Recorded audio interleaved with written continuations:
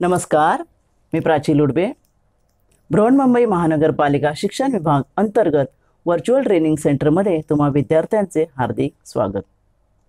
कोविड-19च्या कालावधीत शिक्षणाची गाडी रुळावरून घसरू नये हा हेतू लक्षात घेऊन बृहन्मुंबई महानगरपालिकेने देशभरातील सर्व विद्यार्थ्यांना घरी बसून दर्जेदार शिक्षण प्राप्त व्हावे यासाठी एज्युकेशन फॉर ऑल इनिशिएटिव्ह अंतर्गत BMC एज्युकेशन हे चॅनेल सुरू केले आहे. मुलांनो, तुम्हाला या चॅनेलचा नक्कीच लाभ होईल. आज आपण इयत्ता 8वी सामान्य विज्ञानमधील एक महत्त्वाचा पाठ पाहणार आहोत. चला तर पाठाला सुरुवात करूया. नमस्कार, मी प्राची लुडबे, तुमची व्हर्च्युअल टीचर. आज तुम्हाला शिकवणार आहे इयत्ता 8वी सायन्समध्ये एक महत्त्वाचा पाठ, तो म्हणजे मानवनिर्मित पदार्थ, मॅन मेड मटेरियल्स. या चित्रात तुम्हाला दिसत आहे का? ते 2 टेबलं आहेत. एक आहे लाकडापासून बनवलेलं, त्याच्यावर लिहिलं आहे बघा नॅचरल मटेरियल, आणि इथे एक काचेचं आहे. काच तुम्हाला माहितीच असेल. काच ही काही नैसर्गिक पदार्थ, वाळू म्हणजे आपली सिलिका आणि अशा काही पदार्थांपासून काच बनवलेली आहे. म्हणजे काच ही माणसाने बनवलेली आहे आणि त्या काचेपासून बनवलेलं हे टेबल आहे, टीपॉय आपण म्हणतो. म्हणून त्याखाली बघा मॅनमेड मटेरियल्स लिहिले. आणि जे लाकडापासून बनवलेलं टेबल आहे, म्हणजे ही जी वस्तू आहे, लाकडी वस्तू किंवा लाकडी टेबल ही वस्तू आहे ना, वस्तूला विशिष्ट आकार असतो म्हणून आपण त्याला वस्तू म्हणतो. तर ही लाकडापासून बनवलेली म्हणून नॅचरल मटेरियल्स. बाळांनो, आपल्या अवतीभोवती अनेक पदार्थ आपण पाहतो. बघा तुम्हाला चित्रात दिसतील. आत्ताच मी सांगितल्याप्रमाणे लाकूड, माती, हे जे वरती धातू आहेत बघा, इथे धागे, हे जे खाली जो पाहिलं खनिज, काच, प्लॅस्टिक, त्यानंतर हे रबराचं झाड आहे, रबराच्या झाडापासून रबराचा चीक काढतात, वरती पाणी वाहत आहे. असे अनेक पदार्थ आपल्या अवतीभोवती असणारे आपण त्यांचा उपयोग करतो. त्यापैकी हे जे पदार्थ आहेत ते काय आहेत? नॅचरल आहेत. जे इथे ब्लिंक होत आहेत ना, लाकूड झाडापासून मिळतं, माती पण नैसर्गिक आहे. निसर्गामध्ये आपल्या मातीमध्ये आपण झाडं लावतो, घरं बांधण्यासाठी वापरतो. धातू, खनिज, रबर, रबरापासून आता आपण जो रबरी टायर वगैरे बघतो, ह्या नॅचरल रबरपासून माणसाने बनवलं, त्याच्यामध्ये प्रक्रिया वगैरे करून.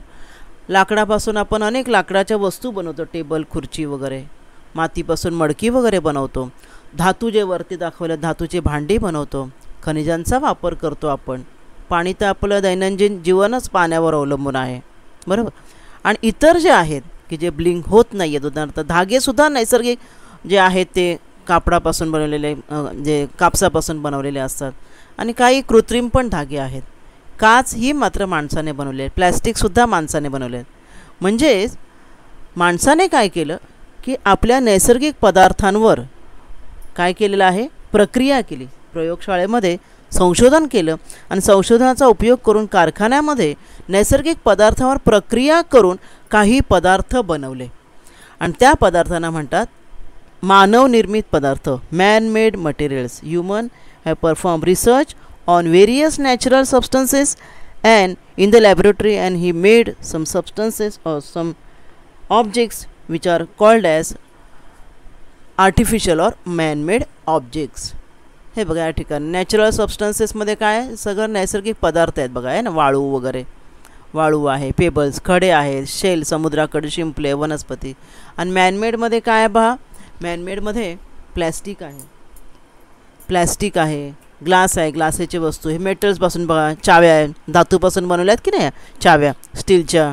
त्यानंतर ते कृत्रिम धागे, धागे जे आहेत, आता कापडीच्या कापसापासूनचे पण धागे आहेत, परंतु थर्माकोल जे आहेत, थर्माकोल हे माणसाने बनवलेलं आहे.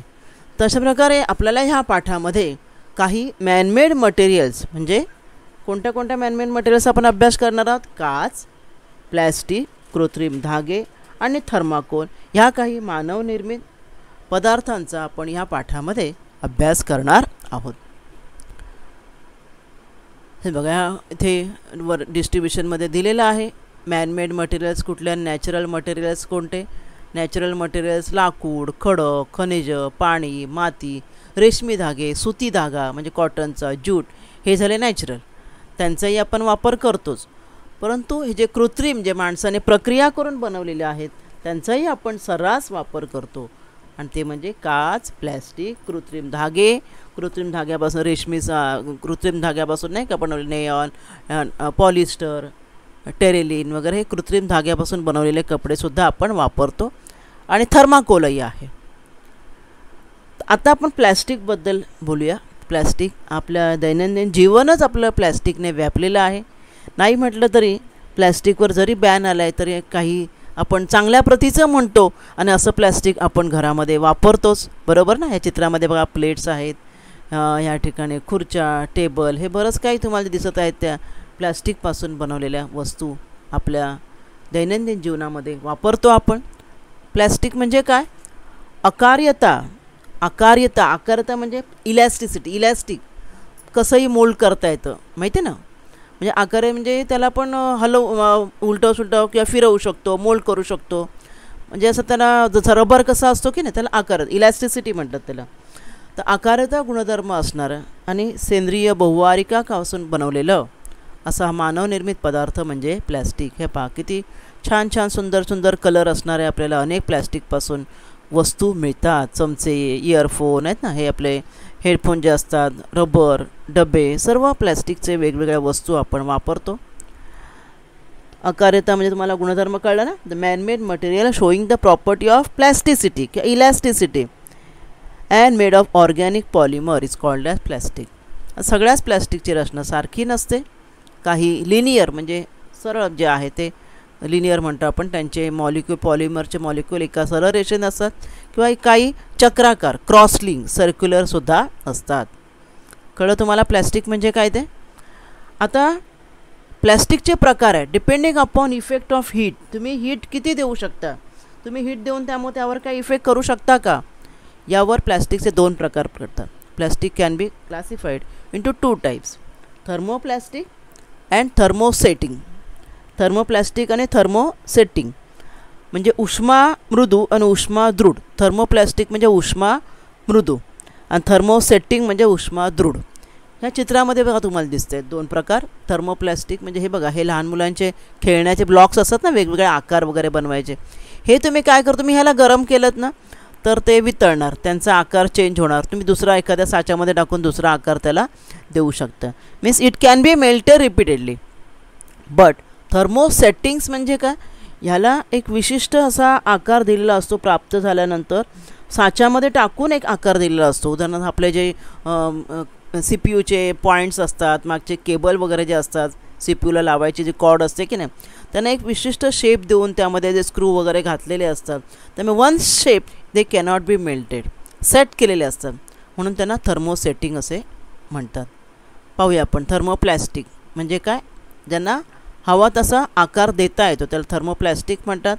मग कोणते कोणते त्यामध्ये, उदाहरणार्थ पॉलिथिन बॅग्स असतात, PVC प्लॅस्टिक म्हणतात ना, त्याचा उपयोग करून बनवलेली खेळणी, कंगवे, ह्याला बघा ना जराशी तुम्ही उष्णता दिली तर काय होणार, ते मेल्ट होणार. प्लॅस्टिकची ताटं, द्रोण असतात ना प्लॅस्टिकचे, तर हे सगळे आहेत थर्मोप्लॅस्टिक टाईपमध्ये. हे बघा जे लहान मुलांची खेळणी वगैरे असतात की नाही प्लॅस्टिकचे बनवलेले, दे ऑल कम अंडर थर्मोप्लॅस्टिक. आपले जे डबे, आपण घरामध्ये डबे वगैरे जे आपण वापरतो, these all come under thermoplastic that can be molded as per your wish.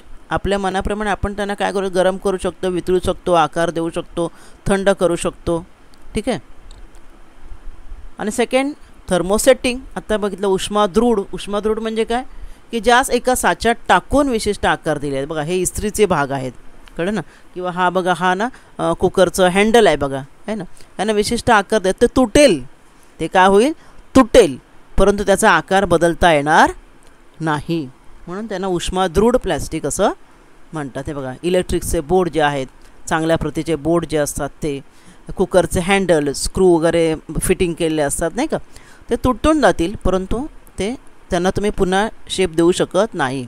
Once a specific shape is given with the help of mould, its shape cannot be change on heating. It's also called as thermosetting plastic.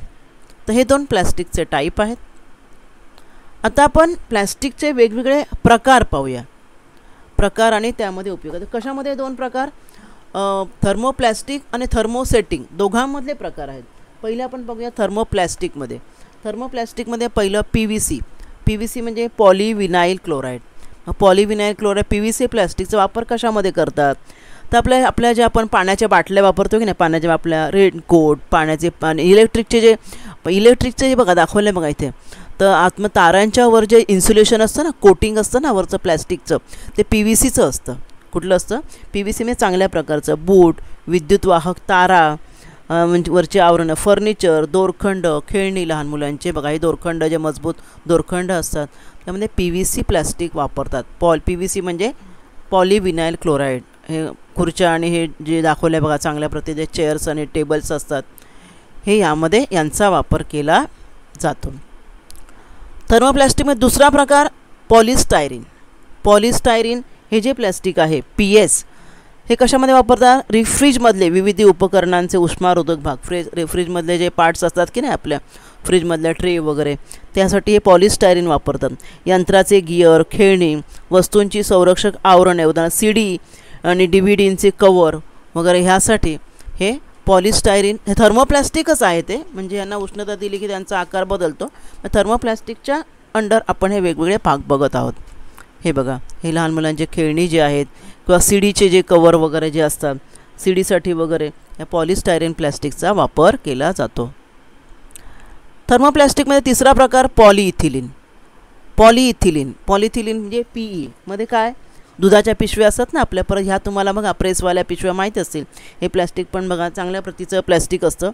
पॅकिंगच्या पिशव्या ज्या गार्डनचे मऊ pipe असतात बघा, मऊ म्हणजे जे सहज fold होतात, ते ह्या पॉलिइथिलीनपासून बनवतात. फोल्डिंग होणारे पाईप चांगल्या प्रतीचे असतात हेही प्लॅस्टिक पॉलिइथिलीन. बघा बाळांनो, प्लॅस्टिकवर जरी बॅन असलं तरी आपण जे चांगल्या प्रतीचं प्लॅस्टिक जे आहे त्याचा वापर ज्यामध्ये होतो अशा वस्तूंचा आपण वापर करतच आहोत.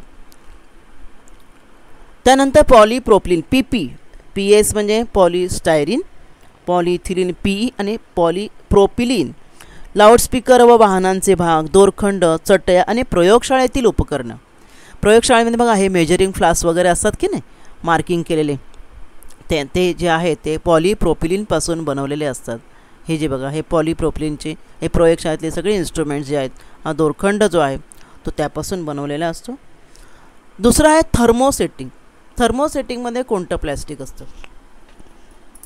थर्मोसेटिंगमध्ये काय असणार पाहूया आपण या ठिकाणी. त्यामध्ये पहिलं आहे बॅकेलाईटच्या काय बघा वस्तू आहेत याकडे, रेडिओ, TV आणि काय टेलिफोनचे कॅबिनेट. टेलिफोन असतं ना, आता बघा हे अशा प्रकारचे टेलिफोन आपण काय म्हणतो ह्याला लँडलाईन फोन, त्याचं जे कॅबिनेट जे आहे त्यासाठी कुकरचं हँडल, परत ही खेळणी आणि स्विचबोर्डचं जे प्लॅस्टिक आहे, ह्या बांगड्या, ह्या सगळ्यामध्ये थर्मोसेटिंग प्लॅस्टिक वापरतात.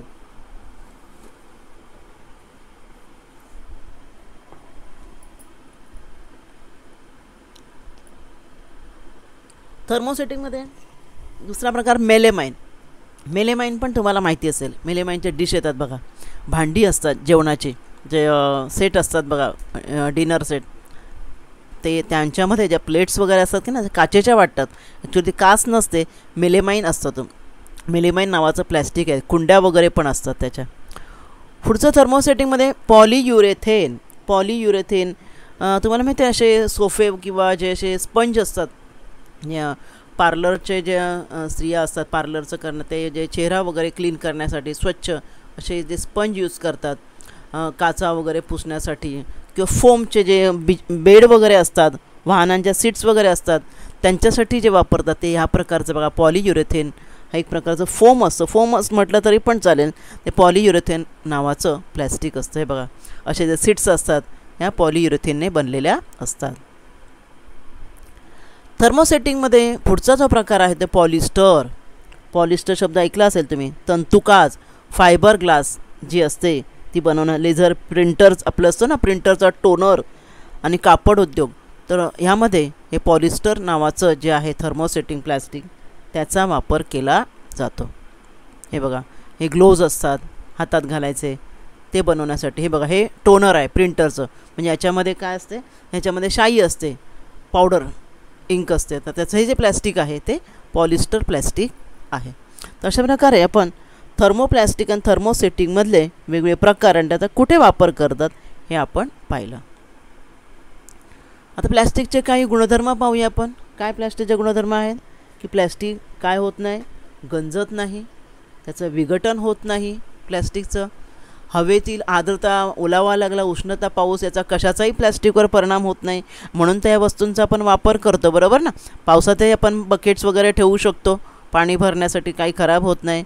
कोणत्याही रंगाच्या वस्तू बनवता येतात, कोणताही आकार देता येतो, कारण त्यांचा इलॅस्टिसिटी गुणधर्म आहे. त्यामुळे कोणता हवा तसा त्यांना आकार देता येतो. उष्णता आणि विद्युत त्यांच्यातून जात नाही, दुर्वाहक आहेत आणि हलके असल्यामुळे आपण त्यांना इकडून तिकडे वाहून नेणंसुद्धा कसं आहे, सोयीचं आहे. आणि म्हणून आपण जास्त करून प्लॅस्टिकच्या वस्तू प्रिफर करतो, बरोबर ना. आता अजून कोणत्या कोणत्या ठिकाणी त्याचा उपयोग कुठे केला जातो, इतर क्षेत्र पाहूया आपण. प्लॅस्टिकचा उपयोग, युजेस ऑफ प्लॅस्टिक. आरोग्य क्षेत्रामध्ये, आरोग्य क्षेत्रात आपण जास्त उपयोग करतोच. इंजेक्शनच्या सिरिंग कशाच्या आहेत, या प्लॅस्टिकच्याच आहेत ना. म्हणजे आपण पूर्ण बॅन झालं असं म्हणू शकतो का, नाही. म्हणजे जे प्लॅस्टिक डिग्रेडेबल नाही आहे, पुढे आपण पाहणार, ज्याचं विघटन होत नाही, असं प्लॅस्टिक आपण वापरायचं नाही आहे. पण जे चांगल्या क्वालिटीचं प्लॅस्टिक आपण वापरत आहोत, औषधाच्या बाटल्या, इंजेक्शनचे सिरिंज, परत सलाईनचे बॉटल्स वगैरे तुम्ही पाहिलं असेल हॉस्पिटलमध्ये, तर ह्या सर्वासाठी आपण प्लॅस्टिकचाच वापर करतो. मायक्रोवेव्ह ओव्हन वापरतो ना आपण, ओव्हनमध्ये सुद्धा साधं प्लॅस्टिक नाही चालत. एक विशिष्ट प्लॅस्टिकपासून बनवलेलीच भांडी ओव्हनमध्ये वापरायची असतात. दाखवले बघा या चित्रामध्ये, तुम्हाला दिसत असेल. मायक्रो ओव्हनमध्ये वापरली जाणारी भांडी पॉलिइथिलीन टेरिथॅलेट, PET म्हणतात, पेट, या प्रकारच्या प्लॅस्टिकपासून बनवतात. दिसते तुम्हाला. म्हणजे ती तुम्ही आतमध्ये गरम करायला जरी ठेवलं ओव्हनमध्ये, तरी ते भांड्यांचा आकार वगैरे काही बदलत नाही किंवा ती हे होत नाही, मेल्ट होत नाहीत. पण तुम्ही साधं प्लॅस्टिक वापरलं तर ते मेल्ट होऊ शकतं. त्यानंतर तुम्हाला टेफ्लॉन कोटिंग ऐकलं असेल तुम्ही. गाड्या ज्या आहेत, मोठ्या 4 व्हीलर असतात, त्या गाड्यांचं जे कवर आहे किंवा आपण म्हणून आपण जो मेटलचा पृष्ठभाग जो आहे त्याच्यावर ऊन किंवा पाऊस यामुळे ते खराब होऊ नये म्हणून एक प्रकारचं कोटिंग करतात. टेफ्लॉन हे एक प्रकारचं प्लॅस्टिकचाच प्रकार आहे आणि त्या टेफ्लॉन कोटिंगमुळे गाडीचा पृष्ठभाग जो आहे तो ओरखड्यापासून आणि ऊन पाऊस यापासून संरक्षित राहतो. पुढे विमानाचे सुद्धा काही भाग जोडण्यासाठी या काही प्रकारच्या एक विशिष्ट प्रकार प्लॅस्टिकचा उपयोग केला जातो. भिंग, कृत्रिम दातांची कवळी असते की नाही, ती बनवण्यासाठी सुद्धा पॉलिॲक्रिलिक प्लॅस्टिक वापरलं जातं. हे बघा या ठिकाणी दाखवलं आहे. आता असा एवढा आपण प्लॅस्टिकचा वापर करतो, बरोबर. मग आता ह्या प्लॅस्टिकमुळे आपल्या पर्यावरणाला काही धोका आहे का. बघा आपण वेगवेगळ्या आपल्या घरामध्ये सुद्धा जे काही बॉटल्स असतात, आपण शॅम्पू वगैरे काही वापरतो, आपण अनेक वस्तू घरामध्ये आणतो, सगळं प्लॅस्टिकमध्ये पॅकिंग असतं. आता बाथरूम क्लीनर वगैरेपासून सर्व वस्तू प्लॅस्टिकमध्ये पॅकिंग असतात. मग हे जे प्लॅस्टिक आपण वापरतो, भाज्या वगैरे आपण आणतो, आपले बकेट्स वगैरे आणतो, बरोबर. मग आता आपण जे भाज्या वगैरे आणतो किंवा आपण कचरा आपण प्लॅस्टिकच्या कॅरी बॅगमध्ये भरून आपण तो कचरा आपण असाच टाकला, तर त्या कचऱ्याचं रिसायकल होईल का, त्या कचऱ्याचं रिसायकल होईल का. हे बघा सर्व वस्तू प्लॅस्टिक, लहान मुलांच्या वस्तूंपासून सर्व प्लॅस्टिकपासून बनवलेलं आहे. आता ह्या चित्रामध्ये तुम्हाला दाखवलं 2 भाग केलेले आहेत. बघा या पहिल्या चित्रामध्ये काय दिसते तुम्हाला, त्या सगळ्या भाज्या, खाल्लेले आपले पदार्थ, म्हणजे फळांची सालं वगैरे दिसत आहेत. हां, ही सालं वगैरे आपण एका खड्ड्यामध्ये खणून त्यापासून खत तयार होतं, माहिती आहे ना. परंतु ह्या दुसऱ्या चित्रामध्ये दाखवलेले आहेत सगळे प्लॅस्टिकच्या वस्तू आहेत. प्लॅस्टिक तुम्ही कचरा ठेवला आहे प्लॅस्टिकमध्ये, हे इथे प्लॅस्टिकचं बकेट आहे, पिशवी आहे. मग ह्या जर वस्तू तुम्ही असं एक खड्डा खणून ते प्लॅस्टिकच्या वस्तू टाका, तर होईल का त्याच्यापासून खत तयार, नाही. म्हणजेच यावरून काय दिसतं चित्रावरून की पहिल्या भागामध्ये जे चित्र आहेत ह्या सर्व नॅचरल पदार्थ, पालेभाज्यांची देठं वगैरे आहेत. हा पुठ्ठा आहे, बरोबर ना. हे हाड आहे, आपण हाडाचं चित्र दाखवलं आहे. ह्यांना तुम्ही जमिनीत पेरल्या, जमिनीमध्ये तुम्ही टाकलं तर त्यापासून खत तयार होईल काही दिवसाने. हे अंड्याचं कवच आहे बघा, हे मोसंबीचं साल आहे. परंतु हे इकडचे जे पदार्थ प्लॅस्टिकचे ते तुम्ही जर टाकले तर त्यांच्यापासून 10-15 दिवसांनी खत बनणार नाही आहे. म्हणजेच काय, ह्या पहिल्या चित्रातले डिग्रेडेबल आहेत, बायोडिग्रेडेबल मटेरियल्स, म्हणजे त्यांचं विघटन होतं, त्यापासून खत बनतं. परंतु दुसऱ्या चित्रातले जे आहेत ते नॉन डिग्रेडेबल आहेत, त्यांना डिग्रेड तुम्ही करू शकत नाही, त्यांचं विघटन होणार नाही. आणि असे जे विघटन न होणारे पदार्थ तेच आपल्याला काय आहेत, घातक आहेत आपल्यासाठी. कळलं? आणि इथे तुम्हाला मी चित्र दाखवलं आहे बघा. ह्यामध्ये काही पदार्थ 4च पदार्थांची नावं आहेत आणि त्यांना किती वेळ लागतो. भाज्या, पालेभाज्यांची देठं वगैरे जे आहेत ना आपण टाकतो, त्या तुम्हाला म्हटलं मी, तुम्ही खड्ड्यामध्ये पुरा ऐका सगळं काही तुमच्या घरातलं पालापाचोळा वगैरे असेल आणि 15 दिवसांनी तुम्हाला त्या ठिकाणी खत तयार झालं दिसेल. डिग्रेडेशन पिरियड लिहिलं आहे 1 to 2 weeks, म्हणजे हा विघटनशील पदार्थ डिग्रेडेबल आहे. कॉटन क्लोथ, कॉटनचा कपडा पण त्याच्यामध्ये टाका, सुती कपडा समजा, किंवा दुसऱ्या ठिकाणी, त्याला 1 वर्ष लागतं. सुका असल्यामुळे काय, हे भाजीपाला वगैरे ओलं आहे ना, पण कॉटनचा कपडा वगैरे असेल, धागा वगैरे, त्याला 1 वर्ष लागेल, परंतु डिग्रेडेबल होतो. वूड, लाकूड 10 ते 15 वर्ष लागतात, पण त्यापासून कोळसा वगैरे तयार झाले ना, तरी पण ते डिग्रेडेबल आहे. पण प्लॅस्टिकला बघा thousands of years, हजारो वर्ष लागतील, हजारो वर्ष लागतील. मग हजारो वर्ष आपण कुठे बघितले आहेत? आपलं तर मानवाचं लाईफ पण किती जास्तीत जास्त 70 ते 80 वर्ष. म्हणजेच काय, प्लॅस्टिक अविघटनशील आहे आणि त्यामुळे हा अविघटनशील पदार्थ जो आहे तो वापरणे आपण टाळलं पाहिजे. मग त्यामध्ये जे काही पॉलिथिन प्लॅस्टिक पातळ, काही ठराविक मिलीमीटरच्या ज्या कमी प्लॅस्टिकच्या पिशव्या, त्याचा आपण सर्रास वापर करतो. भाजी वगैरे आणणं, कचरा पण त्याच्यातून टाकणं, आणि त्यामुळे तो टाकल्यानंतर ते गटारं वगैरे ह्या नाल्यामध्ये तुंबून जातात, कारण त्यांचं विघटन होत नाही. आणि मग हे नाले वगैरे भरून पूर परिस्थिती जी निर्माण होते पावसामध्ये, ती ह्या प्लॅस्टिकच्या अतिवापरामुळे होते. मग त्यासाठी मग पर्याय काय? मग प्लॅस्टिकऐवजी आपण विघटनशील पदार्थांचा वापर केला पाहिजे, कारण की ज्यांचं विघटन होतं. तर सुतळीच्या पिशव्या, कापडी पिशव्या, बघा आजकाल तुम्हाला माहिती आहे सर्व दुकानामध्ये अशाच पिशव्या, आपण कोणते खरेदी करायला गेलो ना, तर अशा प्रकारच्या कापडी म्हणजे किंवा कागदी पिशव्यामधून आपल्याला पॅकिंग करून दिलं जातात खाण्याचे पदार्थ वगैरे, तुम्हाला माहितीच असतील. तर ह्या पिशव्या ज्या आहेत, ह्या कागदाच्या, कापडाच्या अशा पिशव्या ज्या आहेत, त्या काय होऊ शकतात, त्यांचं विघटन होऊ शकतं. तर त्यांचा वापर आपण प्लॅस्टिकला पर्याय म्हणून केला पाहिजे. आपण आजकाल माहिती आहे ना तुम्हाला, आपण दुकानामध्ये काय खरेदी केली तर ह्या प्रकारच्या पिशव्यामधून आपल्याला उदाहरण मोबाईल घेतला किंवा काही समजा तर ड्रेस घेतला तर अशा प्रकारच्या पिशव्यामधून दिलं जातं. पहिल्या ज्या वापराच्या प्लॅस्टिकच्या पिशव्या त्यांना आता बॅन म्हणजे काय केलं, बंद केलं असल्यामुळे ह्या प्रकारच्या पिशव्यांचा वापर केलेला आहे. म्हणजे प्लॅस्टिकऐवजी आपण विघटनशील पदार्थांचा वापर कुठे कुठे करू शकतो, हे मुलांनो तुम्ही काय करा, नक्कीच विचार करा आणि त्याची यादी तुम्ही घरामध्ये व्हिडिओ पाहिल्यानंतर तयार करा. अजून तुम्ही काय करू शकता बघा, काय करू शकता, ह्या 3 गोष्टीही तुम्ही करू शकता. रेड्यूज, रियूज आणि रिसायकल. म्हणजे काय, प्रत्येक सुजाण नागरिकाने 4R मंत्र, 4R मंत्र, 4R मंत्र म्हणजे काय, 4Rचा वापर करायचा. 4R, रेड्यूस, रियूज, रिसायकल आणि 4था R म्हणजे रिकवर. सांगणार आहे मी तुम्हाला रिकवर म्हणजे काय. पहिलं रेड्यूज म्हणजे काय, रेड्यूज म्हणजे कमी वापर करा. रेड्यूस म्हणजे कमी, कळलं ना. काही पदार्थ जे आहेत कपडे किंवा काच वगैरे ह्यांचा पण जास्त वापर करायचा नाही, कारण जेवढा पण तुम्ही जास्त वापरणार तेव्हा काय होणार, तुम्हाला नको झालं, जुनं झालं की तुम्ही टाकून देण्याचा प्रयत्न करणार. म्हणून कमीत कमी वापर करायचा आहे, कळलं. काही वस्तूंचा रियूज म्हणजे पुन्हा पुन्हा वापरायचं. उदाहरणार्थ पेपर हे विघटनशील आहे, परंतु काय करतो आपण, समजा पेपरच्या दोन्ही बाजू कोऱ्या आहेत, एका बाजूला लिहिलं दुसऱ्या बाजू लिहित नाही आणि पेपरमध्ये भरले, वापरायचे नाही, टाकून देतो. तर पेपरचा सर्व कोरा भाग जेवढा आहे तेवढा यूज करण्याचा प्रयत्न करायचा, वापरण्याचा. म्हणजे मागची साईड जर कोरी असेल तिच्यावरही तुम्ही लिहायचं, कळलं ना. म्हणजे आणि काही वस्तू समजा एखादी वस्तू दगड खडक बिडक आहेत, काही आहे कचरा वगैरे, समजा आपल्या घरामध्ये बांधकामाच्या वेळेला विटा वगैरेचा तुकडे वगैरे समजा जमा झाले, आपण घराचं बांधकाम केलं तर लँडफिल म्हणजे जमिनीच्या भरावासाठी त्याचा वापर करायचा आहे. म्हणजे ते झालं रियूज त्याला म्हणतात.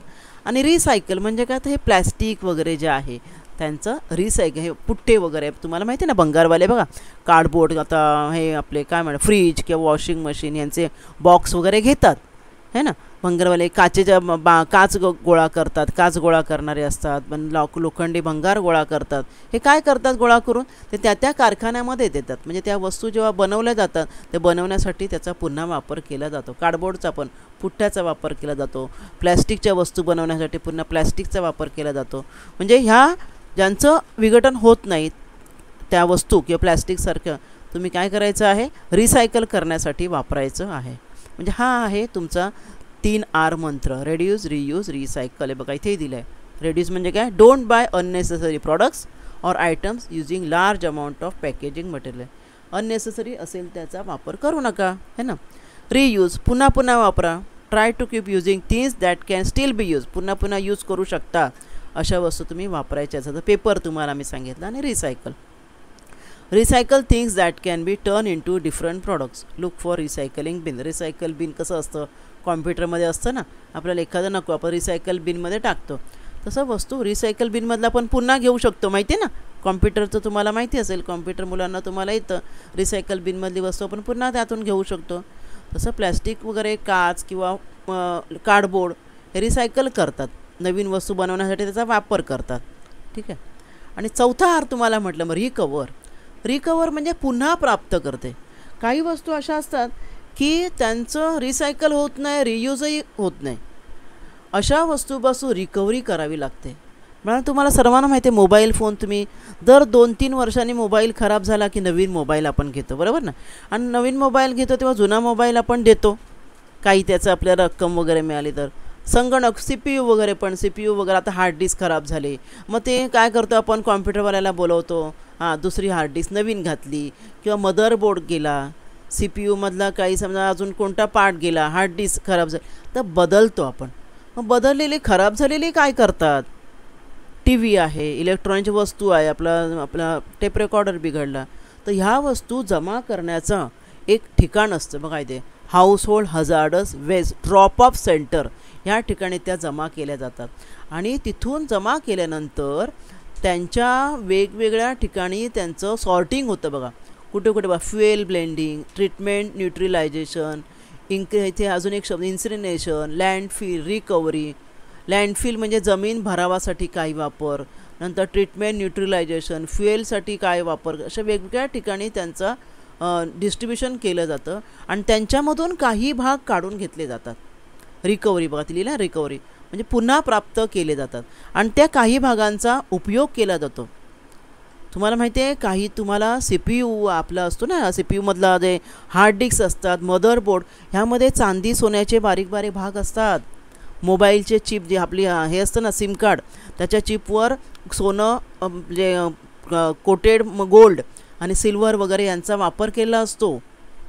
आणि त्यामुळे हे जेव्हा आपण विकतो की नाही त्यावेळेला त्यातून ते सोनं चांदी काढून घेतात आणि त्याचा उपयोग करून इतर काही नवीन वस्तू बनवता येतात. पूर्वीच्या काही फोटो फिल्म वापरायचे, माहिती आहे ना, फोटोची निगेटिव्ह असायची पूर्वी. आता तर कॉम्प्युटराईज झाले, तर तिच्या वापरानंतर त्या निगेटिव्हमधून चांदी काढली जात असे. म्हणजे रिकवर म्हणजे हे की ह्या ज्या वस्तू आहेत, संगणकाचे भाग किंवा आपलं मोबाईल वगैरे, तुम्हाला माहिती आहे TV वगैरे आपण विकतो ना, आपलं जुना झाला की आपण देऊन टाकतो, तर त्यापासून हे रिकवर करता येतात काही भाग, महत्त्वाचे भाग. आणि नंतर मग ते काढल्यानंतर उरलेलं जे आहे ते काय केलं जातं? पुन्हा उरलेलं प्लॅस्टिकच असतं आणि त्यामुळे ते प्लॅस्टिक मग रिसायकलसाठी पाठवलं जातं. ठीक आहे. Recovery from CPU of computer. कॉम्प्युटरचा जो CPU आहे त्यातला हार्ड डिस्क असते ना, त्या हार्ड डिस्कपासून रिकव्हरी कशी करतात पाहूया आता आपण.